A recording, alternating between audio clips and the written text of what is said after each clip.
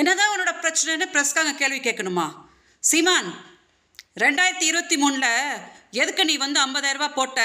உன்னோட மதுரை செலவும் இருக்கான் இல்லையா, 1 கோடி கொடுத்தேன் அப்படின்னு சொல்லி ப்ரூட்டஸ் கிட்டலாம் சொல்லி என் மானத்தை வாங்கினா இல்லையா, அதெல்லாம் எதுக்கு பண்ணா அப்படின்னு சொல்லிட்டு நாங்கள் வந்து வழக்கு கொடுத்துருக்கேன். நீ ஆம்பளையா இருந்தால் எதுக்கு மதுரை செல்வம் வந்து காப்பாற்றி விட்டுட்டு இருக்கடா? எதுக்கு மதுரை செல்வம் வந்து காப்பாற்றி விட்டுட்டு இருக்க?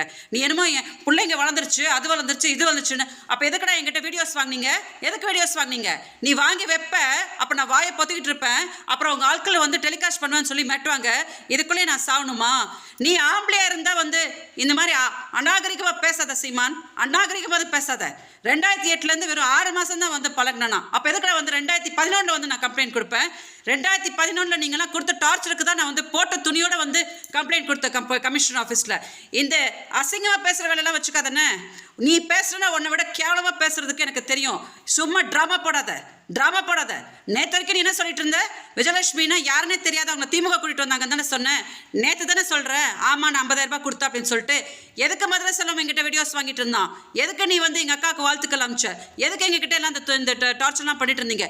எதுக்கடா நீ முதல்ல 50,000 ரூபாய் போட்டுட்டு எதை மதுரை செல்வம் வந்து புருஷன் என்கிட்ட பேசிட்டு இருந்தான்? இதெல்லாம் வந்து அங்கே பதில் சொல்லு.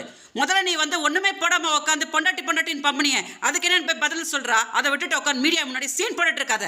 கேவல பிடிச்ச பொம்பளையா.